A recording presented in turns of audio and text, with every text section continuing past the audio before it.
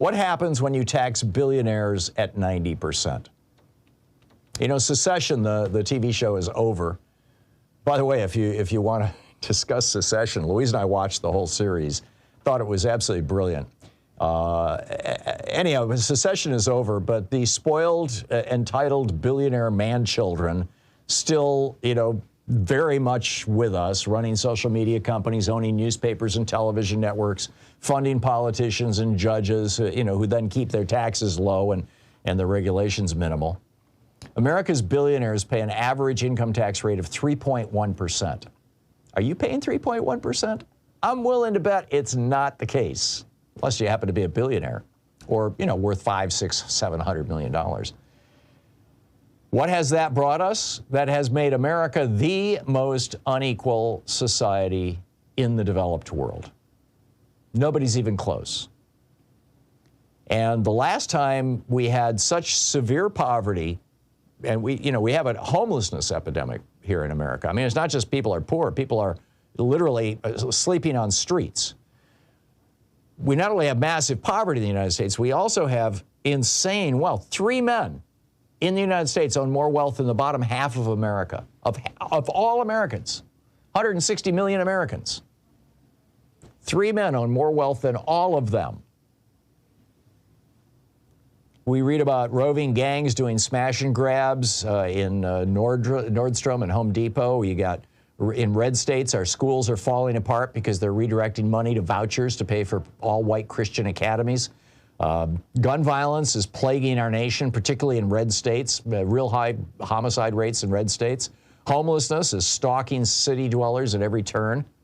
You know, the last time we saw such inequality was during the Republican Great Depression and the so-called Roaring Twenties that preceded them. Now, the Roaring Twenties were only roaring for the billionaires. Poverty actually increased in America during the 1920s at the bottom half of the wage scale. But billionaires did really well in the 1920s because when Warren Harding came into office in 1921, the top tax rate was 91%. He dropped it down to 25%. And so for, you know, the next decade, billionaires are making out like bandits. Many would argue they were bandits. And, you know, the rest of America got screwed. And then Franklin Roosevelt came along in 1936, and he said, this will not stand. We're not going to do this. We're going to do something about this. In fact, we're going to raise taxes. I've got some audio here from the 360, Sean. This is Franklin Roosevelt talking about taxes. Taxes, after all, are the dues that we pay for the privilege of membership in an organized society. And as society becomes more civilized, government, national and state and local, is called on to assume more obligations to its citizens. The privileges of membership in a civilized society have vastly increased in modern times. But I am afraid we have many who still do not recognize their advantages and want to avoid paying their dues. There you go. And you know, he went on. There was one particular comment. It's in my article. I don't have the audio in the article, but here's the audio. This is Franklin Roosevelt talking about how his rich friends. Keep in mind, Franklin Roosevelt was born very, very rich. His rich friends are a little concerned about his 90% top income tax rate.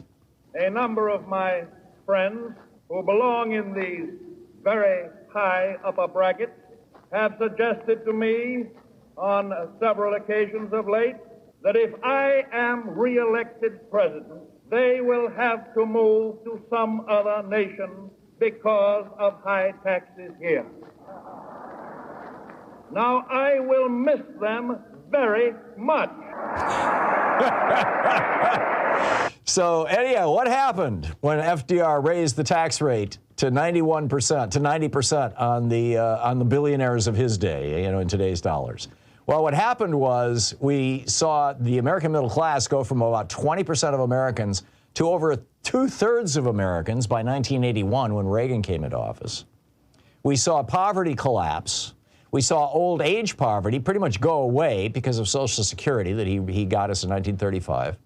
We saw union membership grow to the point where 2/3 of Americans, when Reagan came into office, had the equivalent of a good union job, which is why 2/3 of us were in the middle class. And life expectancy in the United States hit a peak that had never been seen in the history of the world. Now, what has happened in the 42 years since then, since Ronald Reagan instituted neoliberalism, Reaganomics? You know, I wrote a whole book about this, The Hidden History of Neoliberalism, how Reaganomics gutted America. It's my most recent book in the Hidden History series. And what happened was life expectancy crashed in the United States, only in the United States, not in Europe, not in any of the other developed countries, but just in the United States, life expectancy crashed, and as did wages.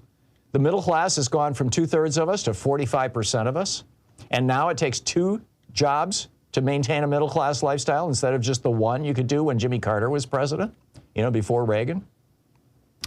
FDR had it right, and we need to do this again. We need to raise the top income tax rate bracket, just the bracket. It will only be paid by people making over $1 million or over $10 million or over $50 million or wherever they want to set it.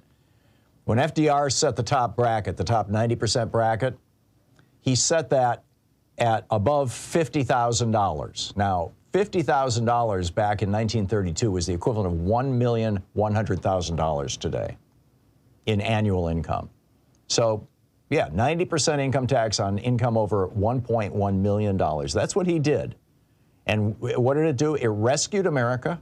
It built the American middle class. It got us out of the Great Depression. It expanded and extended our lifespans. It made Americans healthier. It stabilized us. We had 40, 50 years of peace and prosperity like we had never seen before, and neither had the world. It worked. Now, Republicans are going to get all hysterical if you talk about raising the top income tax bracket to 90% like it was from literally, I mean, it was during World War I and then starting in the 1930s, went back up to 90% and it stayed there. I mean, LBJ dropped it down to 74% in 1967. But, you know, what he did when he dropped it was he closed so many loopholes that it actually increased the actual income tax that was being paid by billionaires. Reagan dropped it down to 27%, and it's been in the 20s and 30s ever since then, and that's why your average billionaire now is paying 3.1% in income taxes. We need to do something about this.